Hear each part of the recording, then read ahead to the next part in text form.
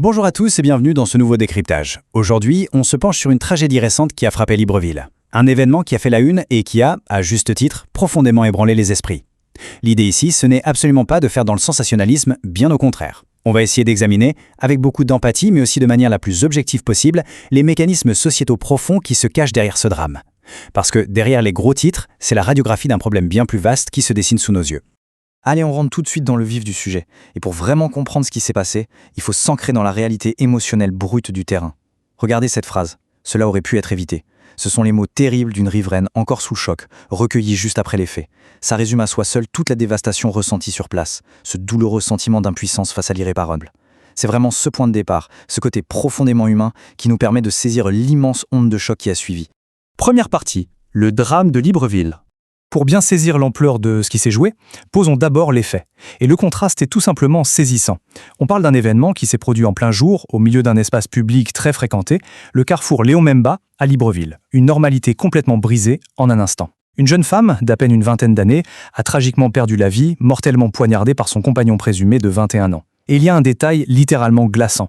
Cette attaque d'une violence inouïe a eu lieu alors même que la victime tenait son petit enfant de 2 ans dans les bras. Les autorités sont intervenues très vite et ont interpellé le suspect.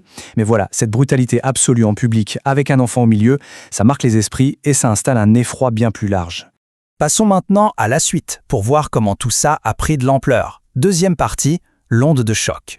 Parce que oui, ce féminicide présumé ne s'est pas arrêté aux portes d'un simple fait divers. L'onde de choc de ce quartier, elle s'est propagée à une vitesse folle pour devenir une préoccupation viscérale à l'échelle de tout le pays. Sur les réseaux sociaux, dans les discussions de tous les jours, ça a déclenché une vague d'indignation et de colère immense, et au-delà de la stupeur, ça a mis brutalement en lumière un schéma de violence conjugale qui, avouons-le, est de plus en plus croissant. Un phénomène récurrent, souvent ignoré ou dangereusement minimisé, jusqu'au point de non-retour. Et cette prise de conscience collective, elle est parfaitement illustrée par ce témoignage hyper poignant. On voit parfois des signes, mais on ne réalise pas à quel point cela peut être grave. C'est fou, non? Ça a l'air simple dit comme ça, mais ça pointe vers un concept psychologique super complexe. La difficulté, c'est de reconnaître et surtout d'accepter ces fameux signes avant-coureurs de toxicité dans un couple. Il y a souvent ce décalage fatal entre le moment où l'on observe un comportement problématique et le moment où l'on perçoit enfin le danger réel et imminent. Ce qui nous amène à notre troisième partie, repenser les relations amoureuses. Voilà la question centrale, celle qui revient en boucle dans tous les débats en ce moment. Jusqu'où tolérer certains comportements au nom de l'amour? C'est une vraie question de fond qui nous pousse à redéfinir mentalement nos propres limites. À partir de quel degré de jalousie, de possessivité ou de contrôle est-ce que l'amour devient juste une excuse pour la violence? Il faut vraiment tracer une ligne claire, une frontière nette entre l'engagement sincère et la nécessité absolue, non négociable, de se protéger soi-même. Le point crucial ici, selon les experts, c'est ce qu'on appelle l'éducation relationnelle. En fait, les analyses montrent qu'un nombre effarant de personnes entrent dans des relations amoureuses en étant complètement dépourvues des outils émotionnels de base. On manque cruellement de préparation pour gérer les conflits calmement, pour dompter sa propre jalousie ou pour accepter la frustration inhérente à la vie à deux.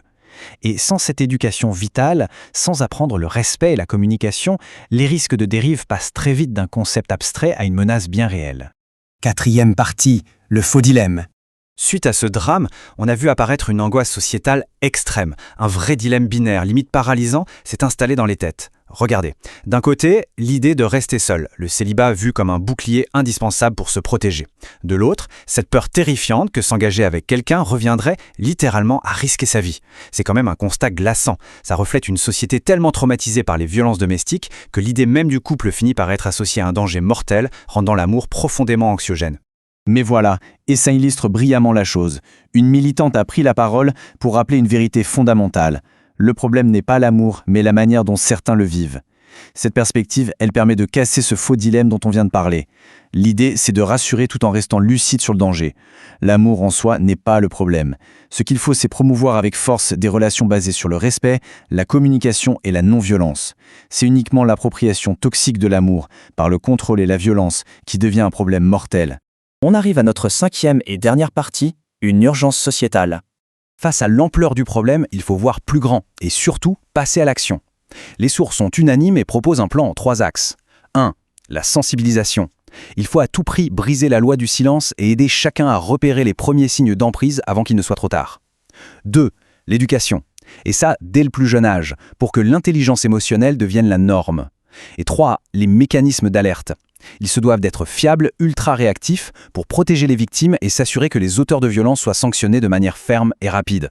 Mais attention, derrière toutes ces analyses, ces mécanismes de prévention et ces théories, il ne faut jamais oublier le coût humain. Au final, on parle d'une famille plongée dans un deuil insoutenable, d'une ville entière qui s'interroge, et de vies brisées nettes sur le bitume d'un carrefour.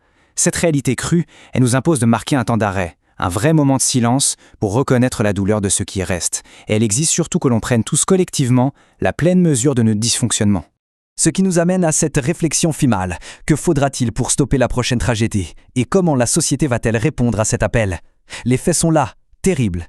Les défis complexes sont identifiés. Et les solutions de prévention existent. Reste à voir comment tout ça va se traduire dans le monde réel. Quelles réponses concrètes seront apportées par les institutions et par la société tout entière face à cette urgence vitale de protéger la vie? Je vous laisse méditer là-dessus.